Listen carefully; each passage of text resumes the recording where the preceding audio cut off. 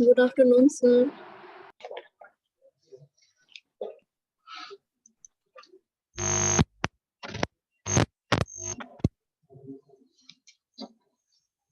Hello.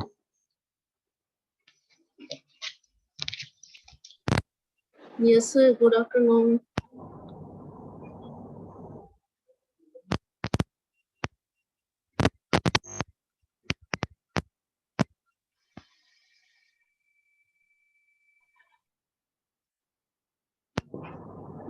Hello. Good afternoon. Good afternoon, sir. Afternoon.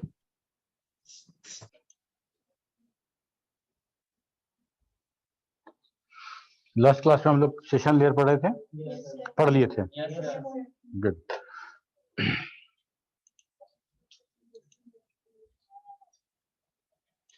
Topic wise आज का class हम लोग का लास्ट क्लास है। इसके बाद जो टॉपिक आप लोग बोलिएगा वो रिवीजन चलेगा, प्रेजेंटेशन चलेगा, और जैसे सॉफ्टवेयर में क्यूज करते थे वैसा क्यूज चलेगा। ठीक है, 2 टीम बना के सवाल जवाब होता था वैसा। और अब वो दौर है जब हम क्या सीखे हो ये अब तुमको बताना है।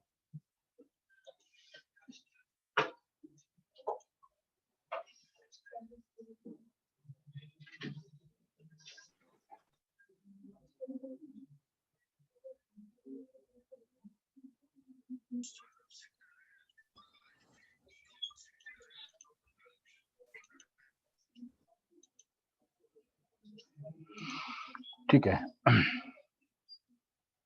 Presentation layer. अगर हम प्रेजेंटेशन लेयर की बात करें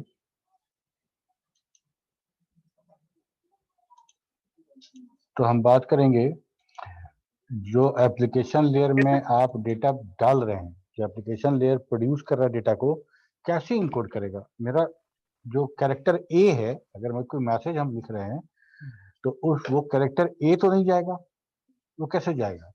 अगर कोई हम ऑडियो भेज रहे हैं तो ऑडियो सिग्नल जो हम बनाएं वो कैसे जाएगा, वो डेटा वो कैसे जाएगा।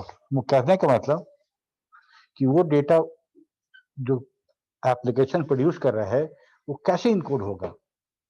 सिंपल, अगर मान लो तुम नेटवर्क की बात छोड़ भी देते हैं, हम लोग कंप्यूटर के अंदर की बात करते हैं। अगर हम कीबोर्ड से कैपिटल ए अगर प्रेस करते हैं, ठीक है, ये चीज हमारे स्क्रीन का जो बफर है, मेमोरी, वो बफर चाहे इनपुट इंटरफेस का बफर, कीबोर्ड बफर, ये ए को कैसे स्टोर करेगा।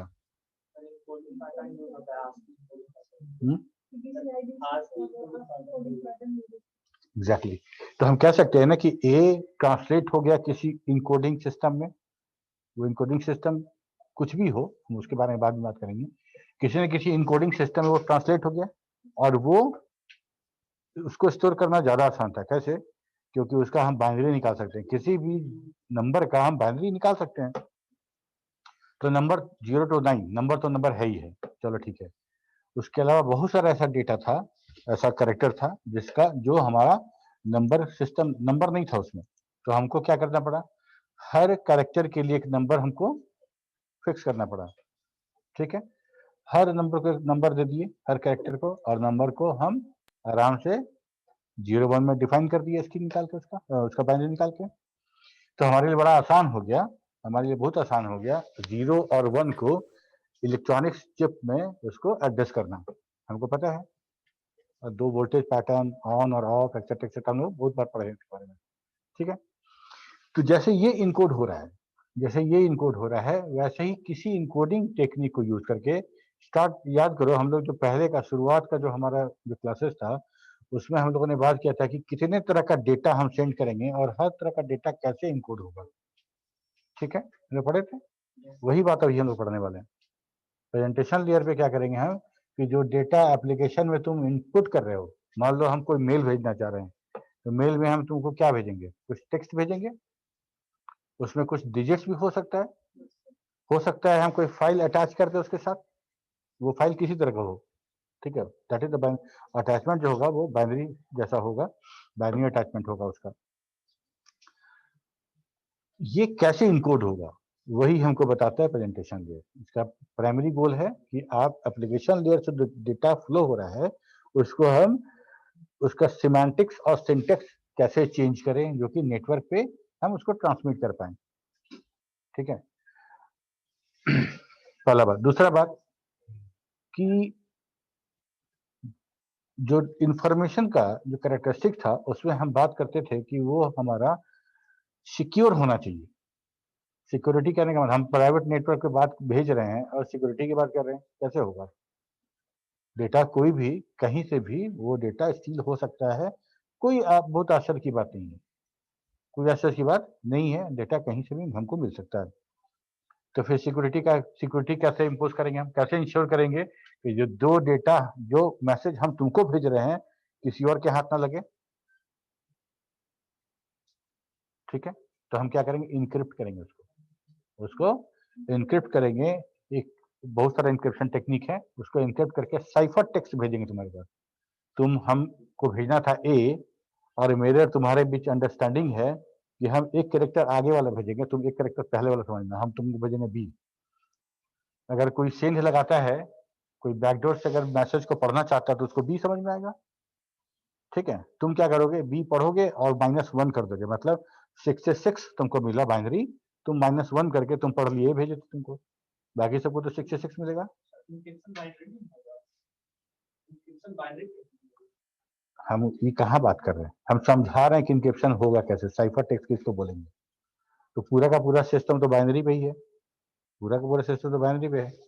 ठीक है, तो हम इस तरह से अगर हम उस टेक्स्ट को प्लेन टेक्स्ट में ना भेज के हम साइफर टेक्स्ट भेजेंगे, चेंज करके भेजेंगे, तो हम इस चीज को इंश्योर कर सकते हैं कि वो डेटा किसी को नहीं मिलेगा, सॉरी डेटा किसी को समझ में नहीं आएगा। यहाँ पे भी बहुत सारा सवाल है। यहाँ पे सवाल ये है कि इनक्रिप्ट तुम करोगे और क्या हम उसको डिक्रिप्ट कर सकते हैं?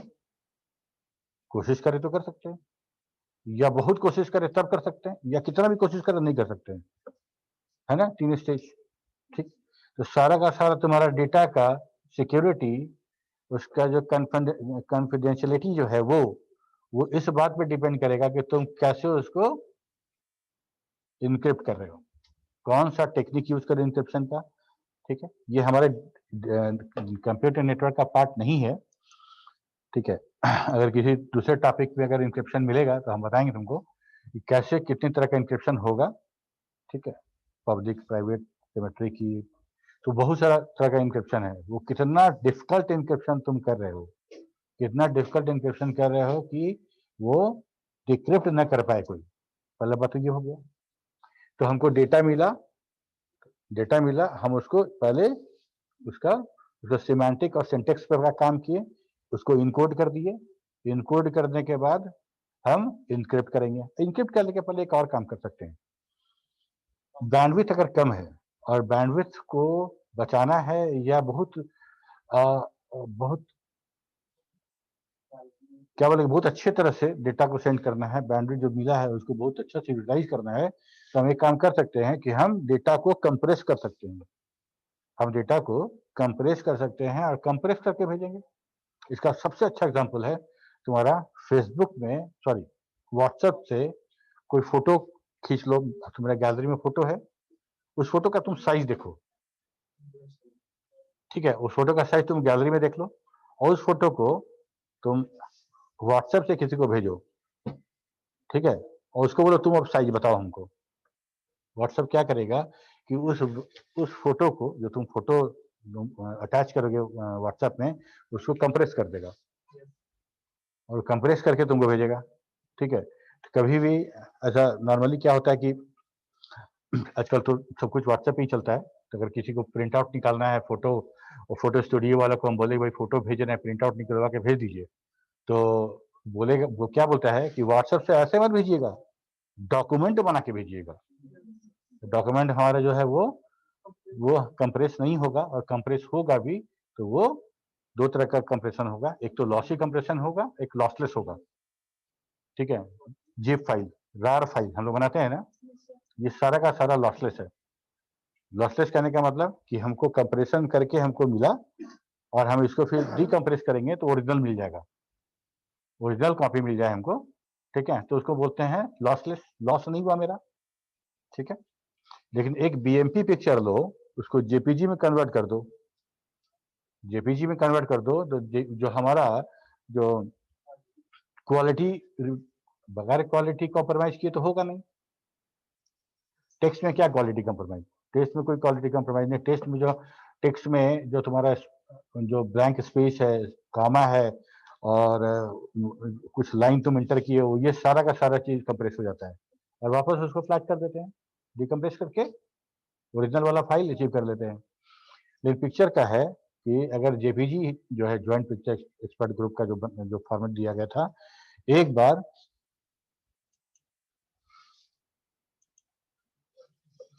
बार पीएनजी इमेज हो या ये इमेज हो तुम्हारा, कौन सा इमेज,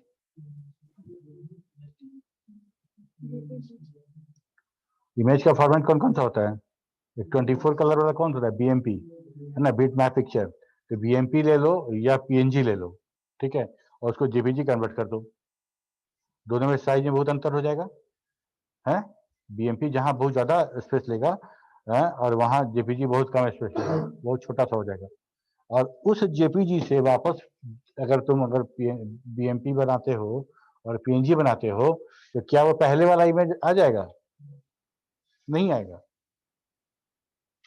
वो पहले वाला इमेज अब हम नहीं पा सकते हैं। तो हम एक फोटो लिए, बहुत रिच फोटो था, एचडी क्वालिटी फोटो था, उसको कंप्रेस कर दिए, तो कंप्रेस करने पे क्या हुआ कि कुछ ना कुछ इंफॉर्मेशन मेरा लॉस हो गया, कुछ बिट, कुछ जो पिक्सल्स का इंफॉर्मेशन था, उसका कलर इंफॉर्मेशन था, वो हम छोड़ दिए वहीं पे, तुम्हारा काम नहीं है ना।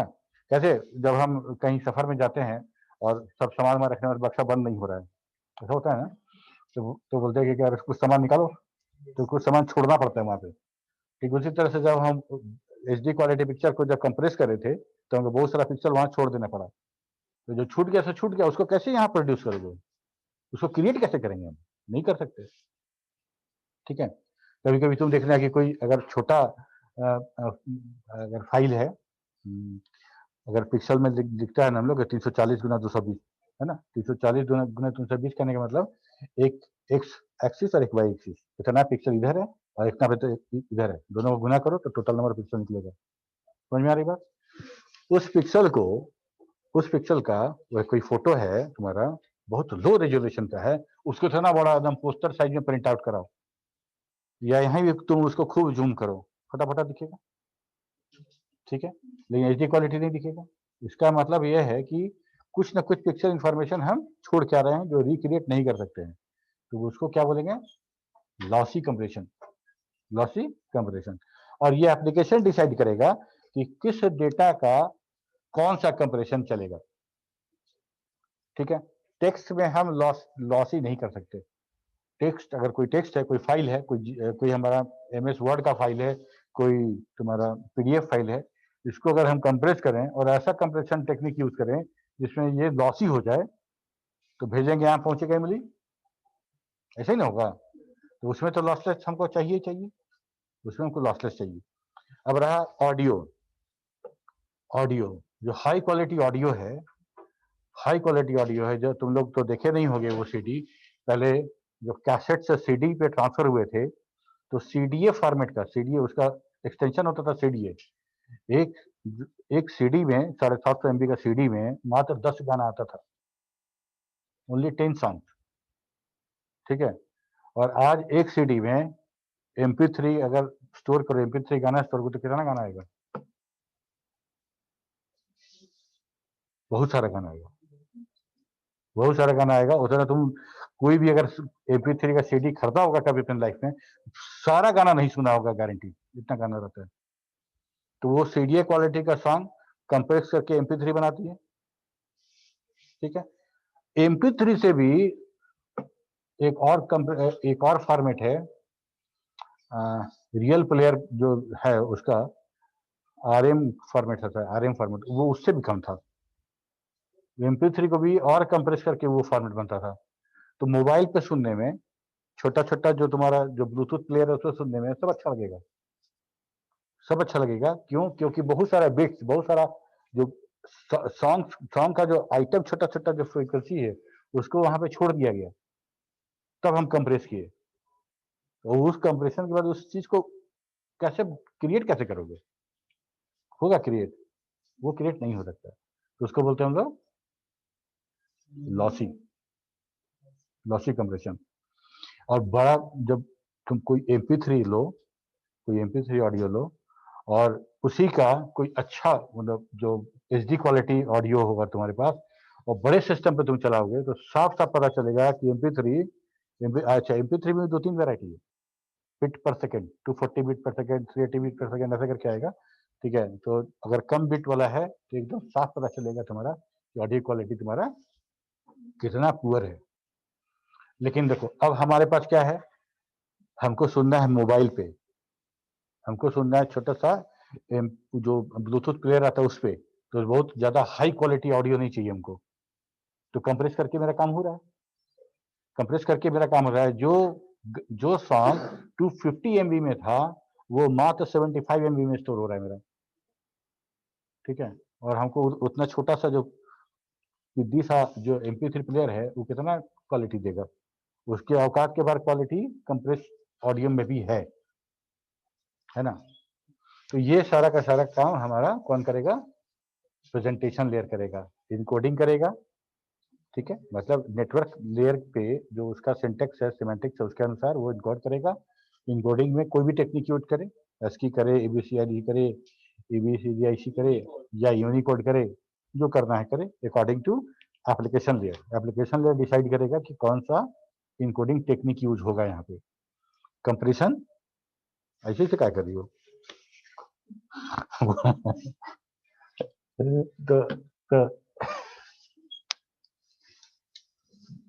हाँ, कंप्रेशन, कंप्रेशन या तो लॉसी होगा या तो लॉसलेस होगा, और इंक्रिप्शन। ठीक, अब यहाँ पे देख लेते हम लोग।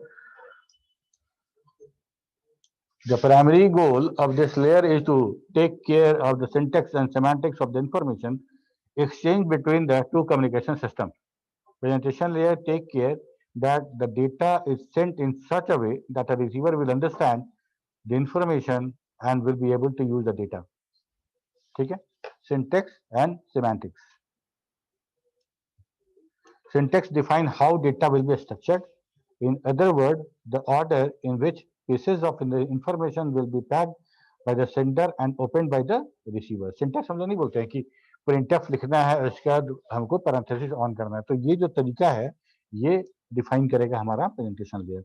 Semantics determine what individual pieces of the information within a network protocol mean. They allow the sender and receiver to interpret the pieces correctly. ठीक है,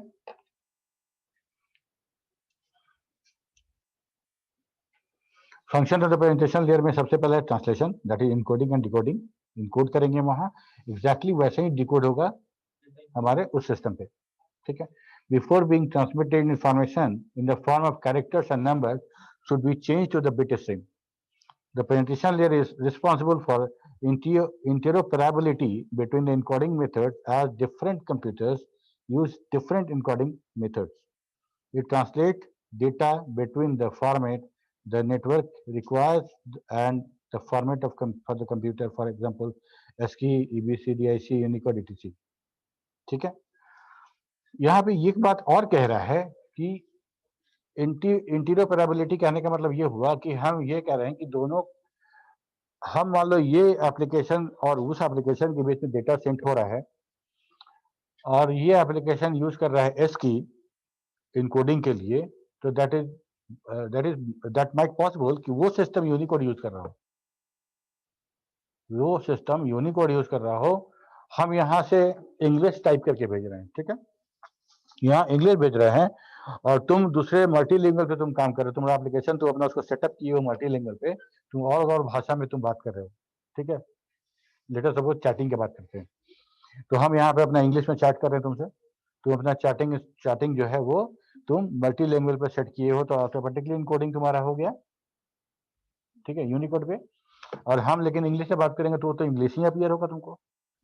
ठीक है, तो तुम डिकोड करोगे ASCII को यूनिकोड कैरेक्टर यूनिकोड के आधार पे।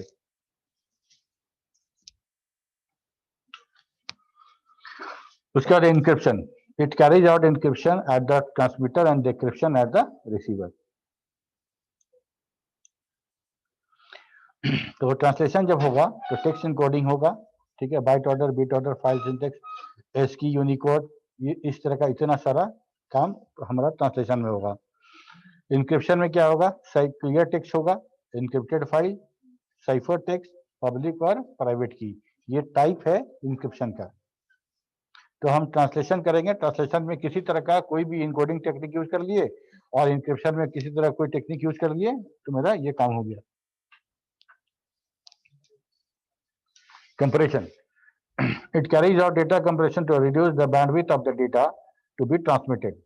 ठीक है, अगर मान लो हमको 100 MB डेटा भेजना है, अगर कंप्रेस करके उसको हम 75 MB कर देंगे तो हमको 75 MB ही भेजना पड़ेगा, 75 MB ही भेजना पड़ेगा।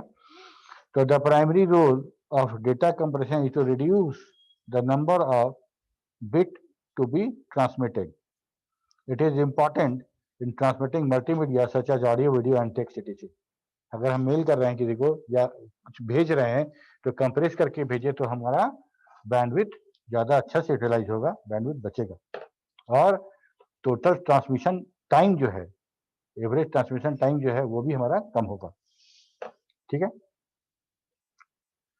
इसमें किसी को कुछ पूछना है तो पूछो, नहीं तो एप्लीकेशन लेयर शुरू करेंगे।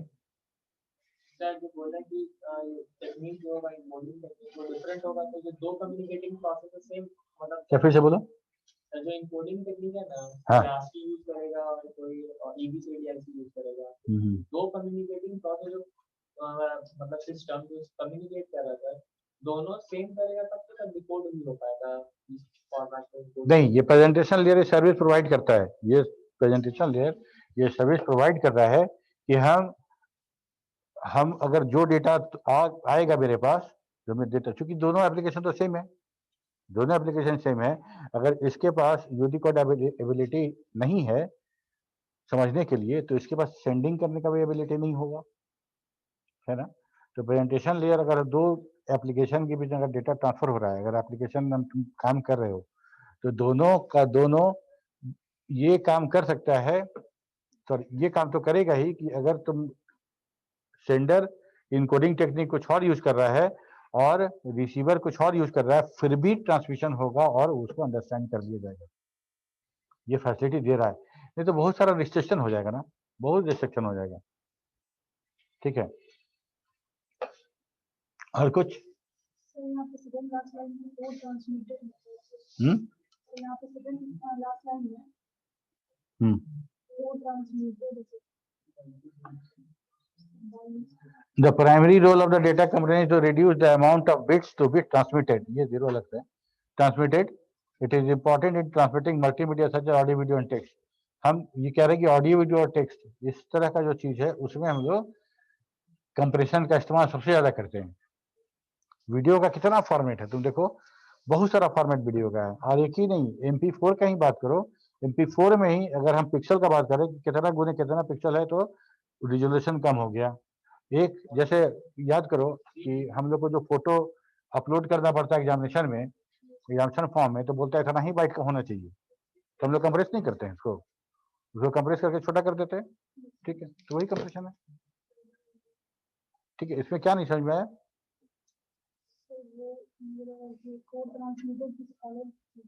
तो जीरो लिखा हुआ बोला गलती से, अच्छा टाइप गलत टाइप। ठीक है, ठीक है, इसके बाद ये देखो लॉसलेस और लॉसी कैसा होगा, अभी जो बताया वही है। एक टेक्स्ट है m, इसको लॉसलेस कंप्रेशन किए तो बन गया स्मॉल m, कंप्रेस्ड है, और इसको फिर अनकंप्रेस किए तो वापस वही मैसेज मिल गया m, इसको बोलेंगे लॉसलेस, लॉसलेस। ठीक है, एक ये है m, इसको कंप्रेस किए तो बना स्मॉल m, इसको अनकंप्रेस किए तो बन गया m dash. m dash is nearly equal to the m, but is not equivalent। ठीक है, ये कुछ ना कुछ यहाँ पे लॉस हो गया। ठीक है, और ह्यूमन आईज या ह्यूमन ईयर इतना दिन से यूज करते करते हम लोग जो इसको यूज कर रहे हैं, यूज करते करते इतना हैबिचुएटेड हो जाता है कि अगर दो बिट्स के बीच में, दो बिट्स है, दो बिट्स के बीच में अगर एक बिट हटा देते हैं, मतलब 3 बिट लो, 2 बिट के बीच के एक बिट हटा देते हैं ना, तो वो हमारा ईयर जो है, और इतना दिन से जो म्यूजिक सुने हैं, जो सेंस डेवलप किया है, उसको ब्रेक कर देता है। तो वो हमको वहां पे ब्लैंक नहीं सुनाई देता है, वहां पे हमको ब्लैंक नहीं सुनाई देता है, हम वहां भी गाना सुनते हैं जो कि नहीं है। ठीक है, जैसे क्या होता है कि किसी का नाम मान लो पिंकू है, तो बार बार पिंकू पिंकू सुनते सुनते उसका हो जाता है, कोई उसको रिंकू बोलेगा तभी समझ में आएगा उसको पिंकू है कोई बोले, नहीं होता है क्या?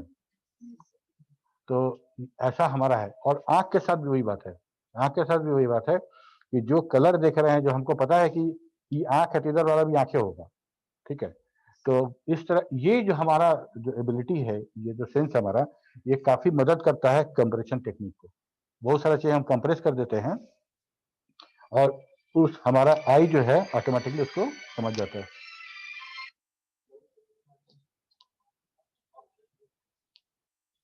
ठीक है, तो ठीक है, इसके बाद एप्लीकेशन लेयर।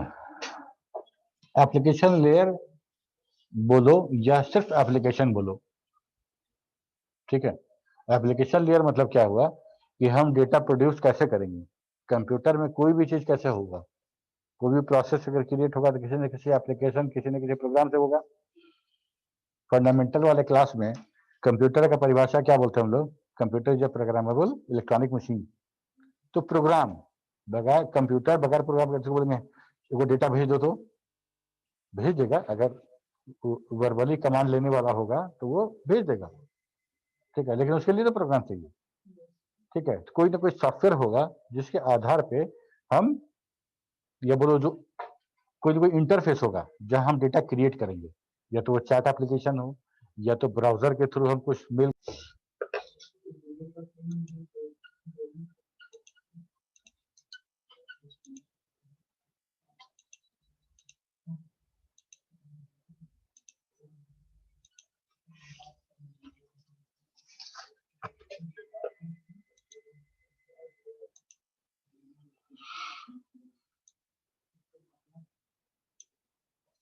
ठीक है, तो एप्लीकेशन, जितना भी एप्लीकेशन है, मान लो हम एक मेल का कुछ, हम हमारा जो सॉफ्टवेयर है उसमें हम कुछ मेल वाला कुछ हम करना चाहते हैं कि हमारे मेल से ही तुम किसी को मेल कर पाओ। है, ऐसा नहीं होता है कि किसी साइट पे जाओ और वो तुमको बोलेगा कि न्यूज़ लेटर चाहिए तो अपना ईमेल आईडी यहाँ दे दीजिए, ईमेल आईडी दो, ओके करो, तो वो न्यूज़ लेटर तुम्हारा इमीडिएट आ जाएगा, या पासवर्ड तुमको भेज देगा, कुछ ना कुछ करेगा था। तो वो क्या करेगा, कौन सा प्रोटोकॉल यूज करेगा, कैसे इस्तेमाल करेगा? ठीक, तो हर काम के लिए एप्लीकेशन तो है मेरे सामने, यही एप्लीकेशन वो काम करेगा, तो ये एप्लीकेशन कौन सा प्रोटोकॉल यूज करेगा?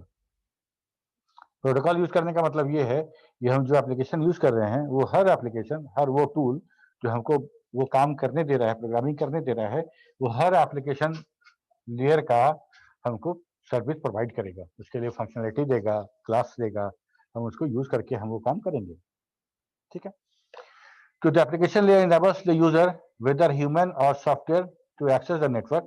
It provides user interface and support for services such as email, file access and transfer, access to the system resources, surfing the world wide web, and network management. ठीक है, the application layer is responsible for providing services to the user. ठीक, कुछ important, बहुत सारे protocol है, सबका सब discuss करना संभव नहीं है, जो इंपॉर्टेंट है वो हम तुमको बता दे रहे हैं। टेलनेट, टेलनेट क्या था? टेलनेट एक ऐसा प्रोटोकॉल था, जब हम सर्वर है और हमको उसको लॉगिन करना है, हमको सर्वर में लॉगिन करना है। जैसे बहुत पहले जब यूनिक्स का सर्वर होता था, यूनिक्स और लिनक्स वाला, तो हमारे पास ये जो टर्मिनल है, स्मार्ट टर्मिनल है, इसका अपने पास ऑपरेटिंग सिस्टम है, अपना प्रोसेसर है, सब कुछ है, एक डम टर्मिनल भी होता है। ठीक है, उसके पास कुछ नहीं होता है, उसके पास कुछ नहीं होता है, बहुत छोटा सा, बहुत कम अमाउंट में रैम होगा, ठीक है, प्रोसेसिंग यूनिट भी नहीं होगा, कुछ नहीं होगा, एक नेटवर्क का तार लगा होगा। और इसमें हमको क्या करेंगे कि हम इसमें टेलनेट भेजेंगे, टेलनेट से कनेक्शन स्ट्रिंग, कनेक्शन रिक्वेस्ट भेजेंगे।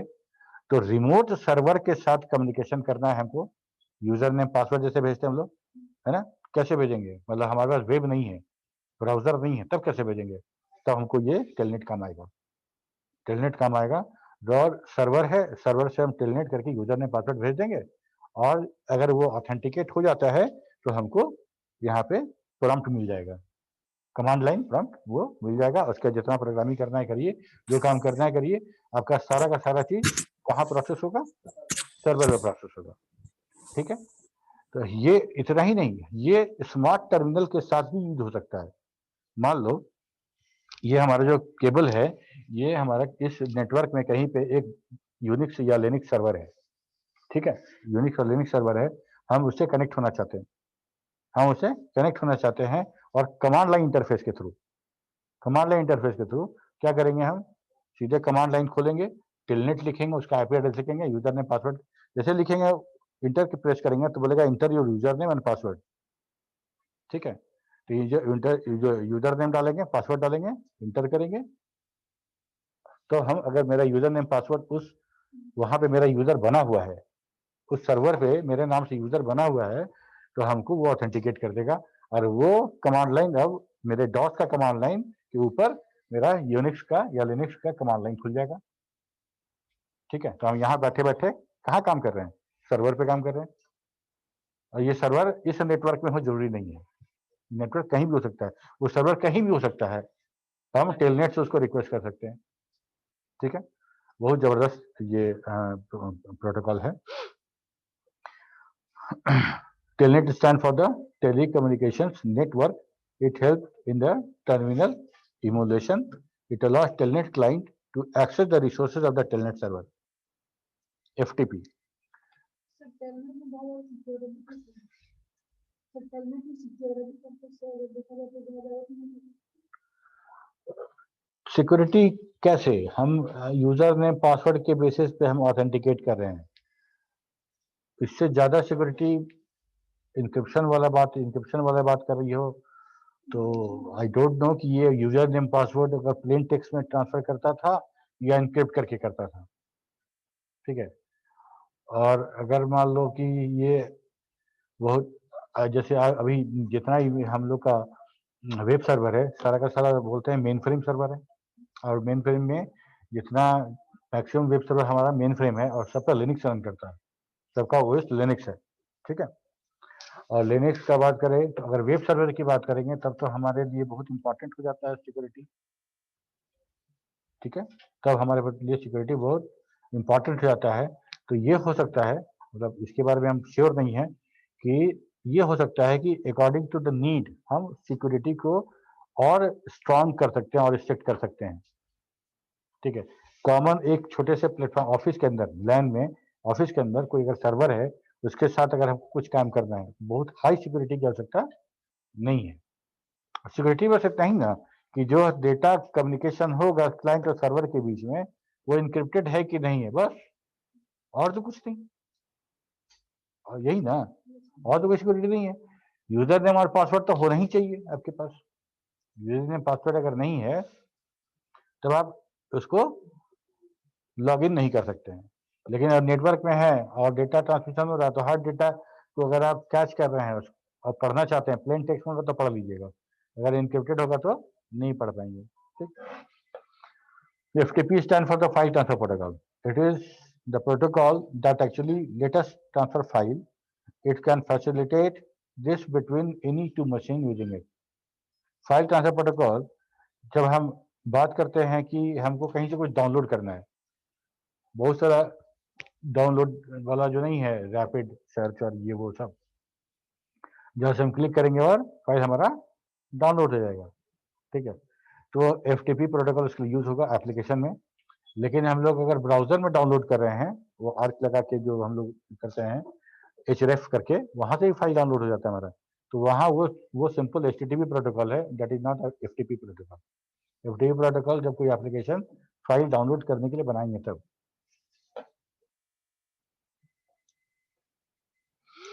NFS network file system. Network file system कहने का मतलब ये है कि हम माउंट समझते हो, फॉस्फोरस किए थे तो हम लोग माउंट करते थे डॉस बॉक्स को, डॉस बॉक्स में हम लोग माउंट कर देते थे।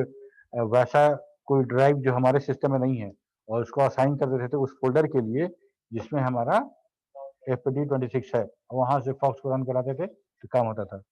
ठीक है, तो ऐसा मेरे कंप्यूटर में अगर सिर्फ C और D ड्राइव है तो किसी और डेटा को E ड्राइव में माउंट कर दीजिए और हम उसको, उस चीज को हम एज ए E ड्राइव हम उसको इस्तेमाल कर सकते हैं उसको। ठीक है, तो नेटवर्क हमारा जो ये था, stand for the network file system. It allows the remote host to mount system file system over a network and interact with those file system as though they are mounted locally। अगर कोई file है, कोई कहीं कुछ है एक, उसको हम C और D है तो E में माउंट कर दिए इसमें, तो जब जब E को हम एक्सेस करेंगे तो रिमोट एक्सेस हो जाएगा। समझ में आ रहा है? ठीक, ऐसा हम उसके NFS के लिए यूज करते हैं। SMTP और POP3 ये दो हमारा जो प्रोटोकॉल है, इससे हम लोग मेल सेंड करते हैं और रिसीव करते हैं। ठीक है, हमारे मोबाइल में, सबके मोबाइल में मेल जब आता है तो पुश मेल नोटिफिकेशन तुमको आ जाता है, पुश मेल नोटिफिकेशन आ जाता है। तो ये जो तुम्हारा एप्लीकेशन यूज कर रहा है वो POP3 यूज कर रहा है, पोस्ट ऑफिस प्रोटोकॉल वर्जन 3। ठीक है, और तुमको जब मेल सेंड करना होता है, जब मेल टाइप करते हो और ऊपर में ईमेल आईडी लिखते हो रिसीवर का और सेंड करते हो, तो ये जो मेल सेंड हो रहा है वो SMTP प्रोटोकॉल यूज कर रहा है। ठीक है,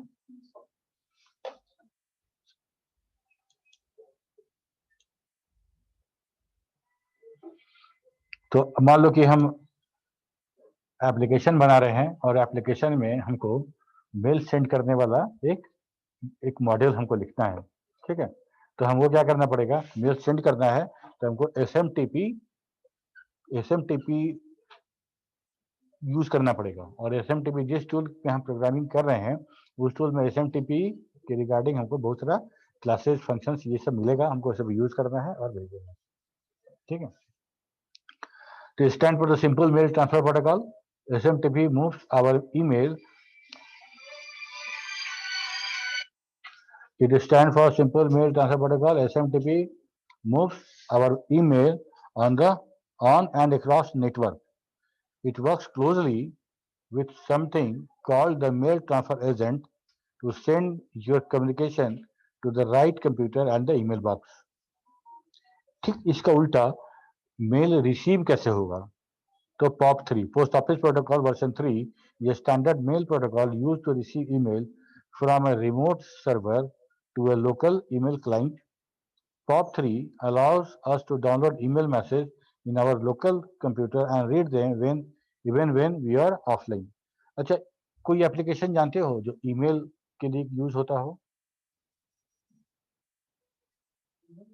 ईमेल के लिए जैसे मान लो कि ये तो हमारे मोबाइल में नहीं है ऐसा कि जब पुश नोटिफिकेशन आ रहा तो आ रहा है, हम हमेशा ब्राउजर ऑन करके ईमेल लॉगिन करके तो छोड़ेंगे नहीं, थोड़ी देर बाद पे इनबॉक्स चेक करेंगे नहीं।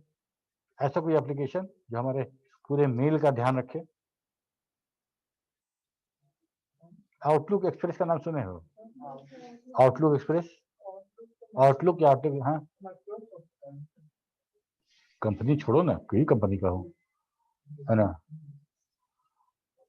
क्या होता है ये बताओ?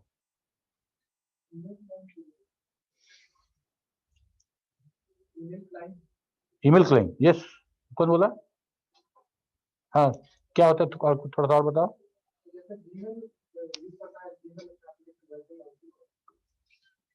जो हम अभी जो यहाँ पे हम लोग बात कर रहे हैं कि POP3 allow us to download email message on your local computer और you can read those mails when you are offline। क्या करेगा ये, इसके पास तुम्हारा ईमेल आईडी है, तुम्हारा पासवर्ड है, ठीक है, ये इनेबल्ड है, इसके पास SMTP प्रोटोकॉल भी है और POP3 भी है। ठीक है, मान लो अभी हम घर पे हैं और हम ऑफिस जाएंगे तो हमको 5 क्लाइंट को मेल भेजना है, 5 क्लाइंट को मेल भेजना है, तो हम अब ऑफिस जाएंगे, जाते ही भेज देना है हमको, तो हम जाते ही कैसे भेजेंगे? तो अभी क्या करें कि हम लोग खोलेंगे आउटलुक एक्सप्रेस, 5 मेल कंपोज कर देंगे, ईमेल आईडी लिख देंगे, सब लिख देंगे, सेव हो जाएगा। ठीक है, और हम जब ऑफिस जाएंगे, नेट कनेक्ट करेंगे, सेंड करेंगे, जितना मेल हम कंपोज किए सब सेंड हो जाएगा अपने आप, सब अपने आप सेंड हो जाएगा। और एक बार मेरे याहू के या जीमेल के मेल बॉक्स के साथ अगर ये सिंक हो गया मेरा आउटलुक एक्सप्रेस, तो वहां का जितना मेल है सब मेरे सिस्टम पे रहेगा। जब जैसे ही मेरा इंटरनेट कनेक्शन हुआ सारा मेल सिंक कर लेगा। उसका नेटवर्क नहीं भी है तभी हम कोई मेल खोल के पढ़ सकते हैं, उसको रिप्लाई कर सकते हैं। रिप्लाई करेंगे, सेंड नहीं होगा। सेंड कब होगा? जब नेक्स्ट नेट कनेक्शन मिलेगा उसको, तो सेंड कर देगा। ठीक है,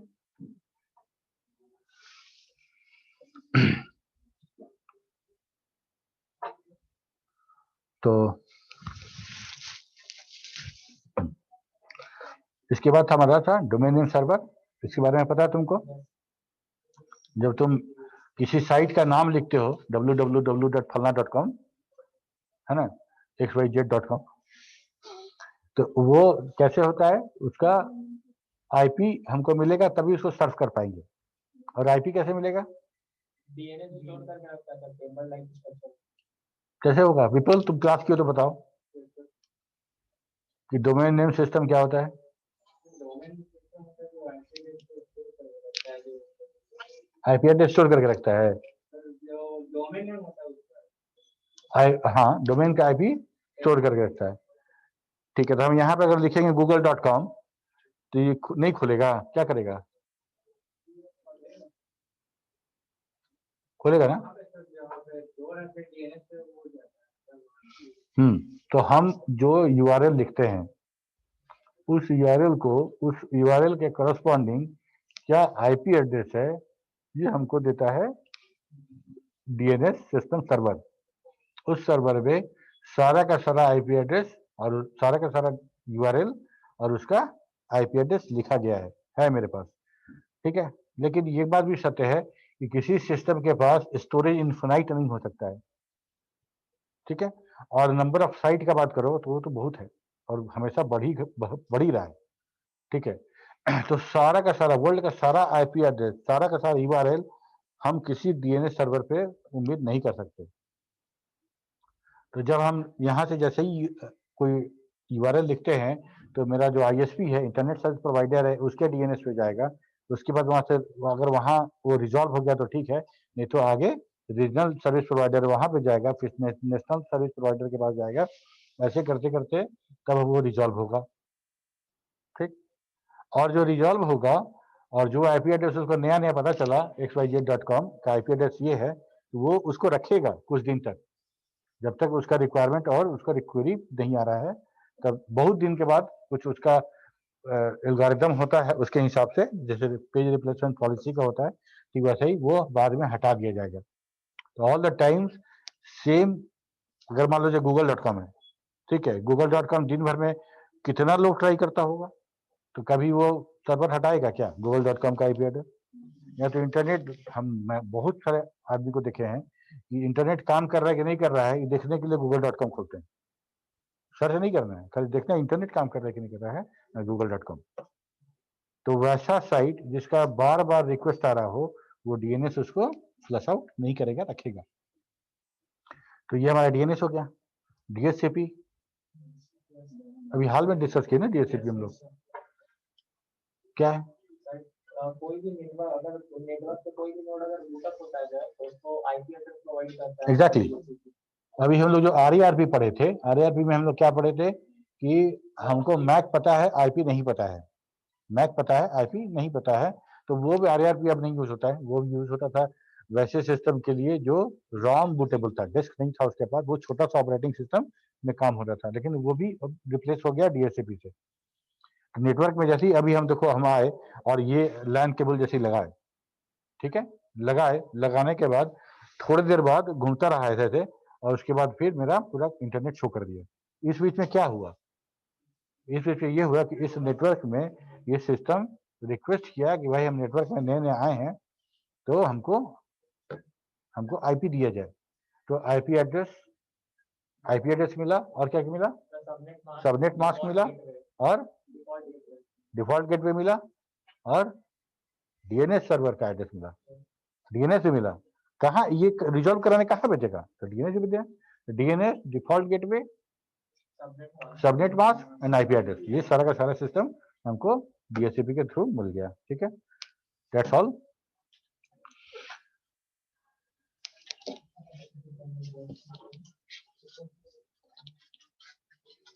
ठीक है, टोटल 36।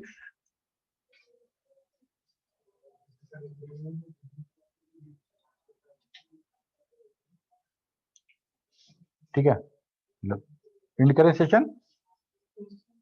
विनायक एंड करें।